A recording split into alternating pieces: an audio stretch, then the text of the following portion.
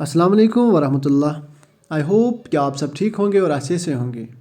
अगर आप इस चैनल पे नए हो तो प्लीज़ चैनल को सब्सक्राइब कीजिए। आज इस लेक्चर में हम कुछ मोस्ट इम्पॉर्टेंट MCQ करने जा रहे हैं related to history for class 10th। So time waste किए बिना ही हम इस लेक्चर को स्टार्ट करेंगे। पहला क्वेश्चन जो रहेगा वो रहेगा when did German unification took place. हमें इस क्वेश्चन में बताना है जर्मनी की यूनिफिकेशन कब हुई है। सो पहला ऑप्शन क्या रहेगा 1869 AD, 1872 AD, 1871 AD, 1875 AD। लेकिन इसका जो करेक्ट आंसर रहेगा वो रहेगा 1871 AD, ऑप्शन नंबर 3। ये आप याद रखिएगा। उसके बाद क्या है, सेकंड पे जाएंगे। सेकंड वन क्या कह रहा है, नेपोलियन वॉज डिफीटेड इन। हमें बताना है नेपोलियन को डिफीट कब किया गया। Napoleon was defeated in, Napoleon जो था ये किंग था, उसको डिफीट कब किया गया। पहला option 1813 AD, 1814 AD second, third one 1815 AD और लास्ट वन है 1816 AD। और इसका जो करेक्ट आंसर रहेगा वो रहेगा option number C 1815 AD। Okay, अब थर्ड ऑब्जेक्टिव पे जाएंगे। थर्ड वन क्या कह रहा है, when did French revolution take place in France. हमें बताना है फ्रेंच रिवॉल्यूशन कब आ गया था, किस में, फ्रांस में। फ्रेंच रिवॉल्यूशन कब आ गया था, फ्रांस में। पहला ऑप्शन जो रहेगा 1788 AD, second 1789 AD, third option 1889 AD, fourth one 1790 AD। इसका जो करेक्ट आंसर रहेगा वो रहेगा option number B 1789 AD। Okay, ये सीधा एग्जाम में क्वेश्चन पूछा जा सकता है कि फ्रेंच रिवॉल्यूशन कब आया, किसमें, फ्रांस में। सो इसका जो करेक्ट आंसर रहेगा वो रहेगा 1789 AD। आई होप यहाँ तक आपको समझ आ गया होगा। उसके बाद फोर्थ वन क्या कह रहा है, Napoleonic code was introduced in year of. हमें बताना है जो नेपोलियनिक कोड है ये इसको कब इंट्रोड्यूस किया गया। जो नेपोलियनिक कोड है इसको कब इंट्रोड्यूस किया गया। सो पहला ऑप्शन 1809 में, सेकंड ऑप्शन 1806 में, थर्ड ऑप्शन 1804 AD में, ऑप्शन नंबर 4 1805 AD में। लेकिन इसका जो करेक्ट आंसर रहेगा वो रहेगा ऑप्शन नंबर सी 1804 AD में। ये आप याद रखिएगा। अब फिफ्थ वन ऑब्जेक्टिव पे आएंगे। फिफ्थ वन क्या कह रहा है, Simon commission arrived in India. अब हमें बताना है साइमन कमीशन कब अराइव करता है इंडिया में। सिंपली आपके लिए मैं समझाना चाहूँगा, हमें बताना है साइमन कमीशन कब इंडिया में आता है। अगर आपने पढ़ा होगा साइमन कमीशन एक कमीशन था किसके रिलेटेड, क्योंकि ये चाहते थे कि हम कॉन्स्टिट्यूशन बनाएंगे, किसका, इंडिया का। ये आप याद रखिएगा, ये वही कमीशन था किसके रिलेटेड कि हम इंडिया में कॉन्स्टिट्यूशन बनाएंगे। अब हमें इस क्वेश्चन में बताना है कि जो साइमन कमीशन था ये कब इंडिया में आता है। पहला option 1928 AD, second 1929 AD, third one 1930 AD, fourth one 1931 AD। और इसका जो करेक्ट आंसर रहेगा वो रहेगा पहला ऑप्शन 1928 AD। ये आप याद रखिएगा। उसके बाद सिक्स्थ वन पे जाएंगे।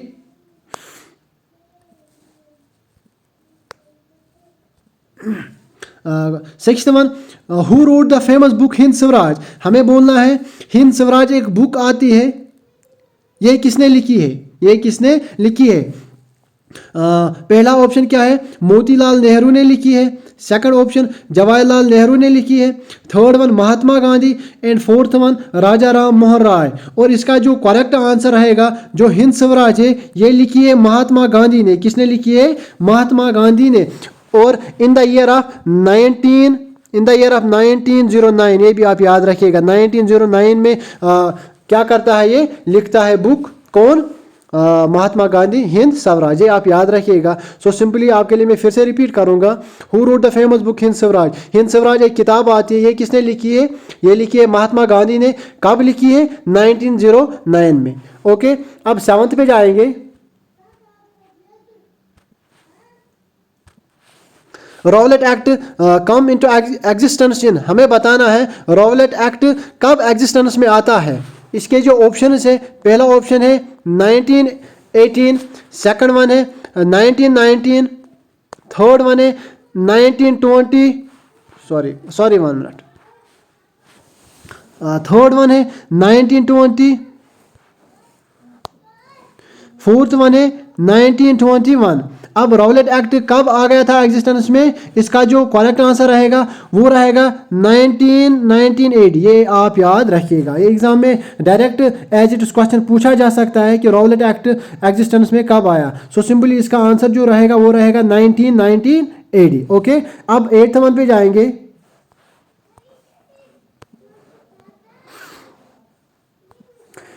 Poona pact was signed in, Poona pact was signed in, हमें बताना है पूना पैक्ट कब साइन किया गया, पूना पैक्ट कब साइन किया गया। अब इसको साइन किया गया, पहला option 1933, second option 1930, third one 1931, fourth one 1932 और इसका जो करेक्ट आंसर रहेगा वो रहेगा 1931। अगर आपको याद होगा जो पूना पैक्ट था इसको साइन किया गया किस किस के बीच? एक था महात्मा गांधी, एक था महात्मा गांधी और दूसरा था doctor Ambedkar, doctor BR Ambedkar. ये भी आप याद रखिएगा, एग्जाम में आप ऐसा बन सकता है कि किस किस के बीच में पूना पैक्ट को साइन किया गया। सो एक था महात्मा गांधी, दूसरा था BR अंबेडकर, ये भी आप याद रखिएगा। अब 9th वन पे जाएंगे। 9th वन क्या कह रहा है?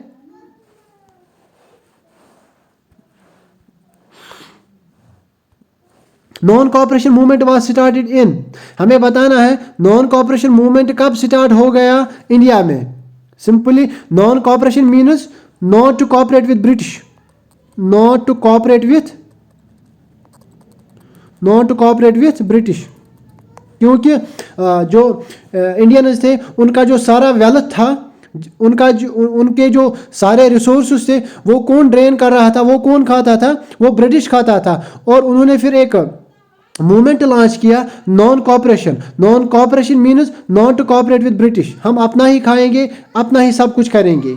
ओके, और ये कब हमें बताना है, ये किस ईयर में स्टार्ट किया गया। सो पहला option 1921, second one 1920, third one 1990, fourth one 1922 और इसका जो करेक्ट आंसर रहेगा वो रहेगा 1920। ये भी आप याद रखिएगा। अब क्वेश्चन नंबर 10 पे जाएंगे।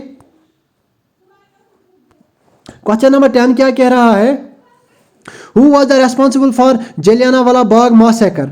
जो जलियांवाला बाग मैसेकर हुआ था, कत्ले आम हुआ था, उसके लिए रेस्पॉन्सिबल कौन था? उसके लिए रेस्पॉन्सिबल कौन था? अब हम ऑप्शंस पे जाएंगे। जनरल PT डायर, क्या जनरल PT डायर था responsible for Jallianwala Bagh massacre? JH खौलुज था। थर्ड वन जनरल जोरावर था। Sorry, fourth one general Dyer था। आपने ये नाम सुना होगा, जो जलियांवाला बाग मैसेकर हुआ था उसका रेस्पॉन्सिबल कौन था? वो था जनरल डायर। कौन था? जनरल डायर, आपने ये सुना होगा। ओके, अब 11th पे जाएंगे।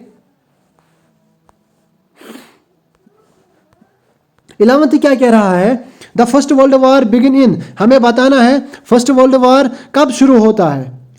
हमें बताना है फर्स्ट वर्ल्ड वॉर कब शुरू होता है। ऑप्शंस क्या रहते हैं? पहला ऑप्शन 1917, सेकंड 1916, 1914, 1918 और इसका जो करेक्ट आंसर रहेगा वो रहेगा 1914।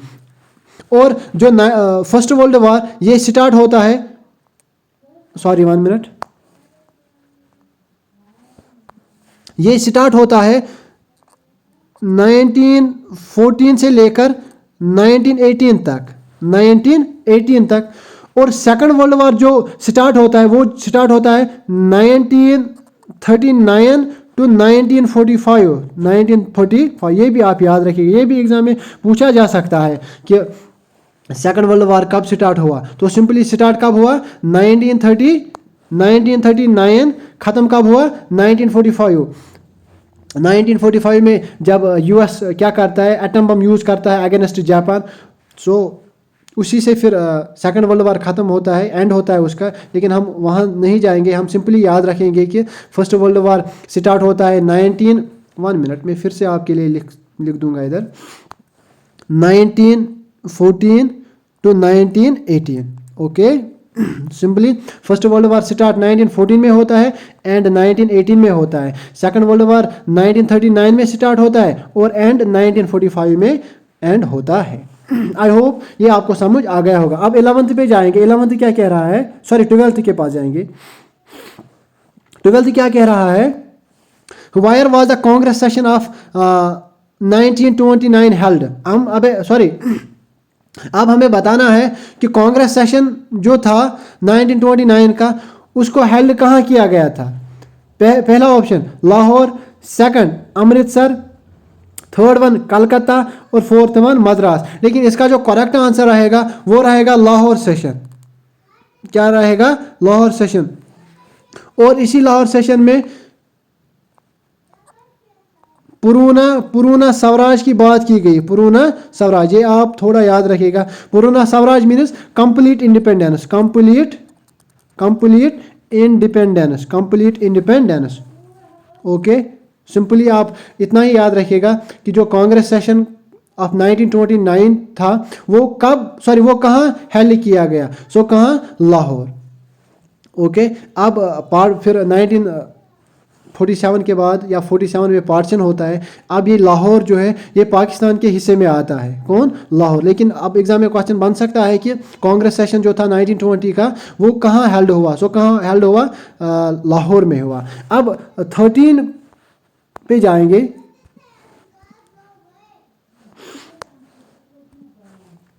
विच leader died while opposing the Simon commission. हमने अभी एक ऑब्जेक्टिव में पढ़ा था साइमन कमीशन अराइव होता है इंडिया में 1928 में। लेकिन अब हमें इस क्वेश्चन में बताना है which leader died while opposing the Simon commission. जो ही साइमन कमीशन इंडिया अपोज करते हैं, इंडिया वाले किसको अपोज करते हैं, साइमन कमीशन को। क्यों करते हैं, सिंपली मैंने अभी आपको बताया जो साइमन कमीशन था ये कमीशन था कि इसको ड्राफ्ट करना था कॉन्स्टिट्यूशन ऑफ इंडिया। लेकिन जो साइमन कमीशन था उसमें ज़्यादा मेंबर्स नहीं थे कहाँ के, इंडिया के। और उससे क्या होता है, फिर इंडियंस ने इस साइमन कमीशन को अपोज किया। क्यों किया, कि उन्होंने बोला कि इसमें हमारे मेंबर्स कुछ भी नहीं है, अगर थे भी लेकिन वो कम थे। सो सिंपली अब हमें इस क्वेश्चन में बताना है वो कौन था जिसने अपोज किया साइमन कमीशन, और उसी साइमन कमीशन के बाद वो उसकी डेथ हुई थी। पहला ऑप्शन क्या रहेगा, भगत सिंह। सेकंड ऑप्शन रहेगा गोविंद बल्लभ पंत। थर्ड वन है लाला लाजपत राय और फोर्थ वन रहेगा महात्मा गांधी। लेकिन इस क्वेश्चन नंबर 13 का जो करेक्ट आंसर रहेगा वो रहेगा लाला लाजपत राय। लाला लाजपत राय ही था जो कि जिसने अपोज किया किसको, साइमन कमीशन को। किसको, साइमन कमीशन को। और फिर उसकी डेथ होती है। ओके, अब 14th पे जाएंगे।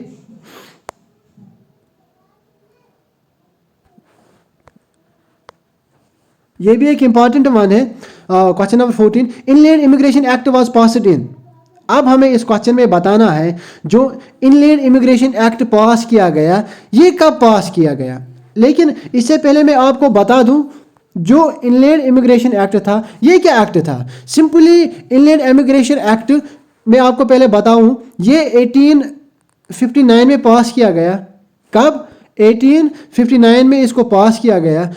क्यों इसको पास किया गया, ये एक्ट कह रहा था कि जो प्लांटेशन वर्कर्स थे हिंदुस्तान के, they were not permitted to leave the agriculture fields without permission. अगर कोई बंदा एग्रीकल्चर फील्ड से भाग जाता था विदाउट परमिशन उसको फिर सज़ा मिलती थी। अगर एग्जाम्पल मैं आपको दे रहा हूँ, अगर किसी को घर जाना था या भाग जाना था कि कहाँ से, इन्हीं जो एग्रीकल्चरल फील्ड्स थे उसको पहले क्या करना होता था, उसको पहले परमिशन लेना पड़ता था। किससे, ब्रिटिशर्स से। ये आप याद रखिएगा। सिंपली आपके लिए मैं रिपीट करूंगा, इनलैंड इमिग्रेशन एक्ट ये कह रहा है कि कोई बंदा जो एग्रीकल्चर फील्ड में काम कर रहा था वो विदाउट परमिशन कहीं भी नहीं जा सकता था। अब उसके बाद आपके लिए मैं फिर से रिपीट करूंगा, यही इंडियन इमिग्रेशन एक्ट, इसको कब पास किया गया? 1859 में। अब लास्ट वन पे जाएंगे। लास्ट वन क्या कह रहा है?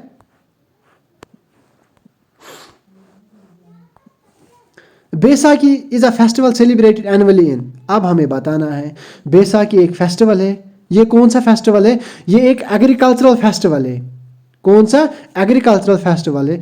ये कब सेलिब्रेट किया जाता है? 19 अप्रैल, 17 अप्रैल, 13 अप्रैल, 12 अप्रैल। लेकिन इसका जो करेक्ट आंसर रहेगा वो रहेगा 13 अप्रैल। आई होप ये सब चीज़ें आपको समझ आ गई होगी। In at last, please subscribe the channel Wisdom Valley. Thanks.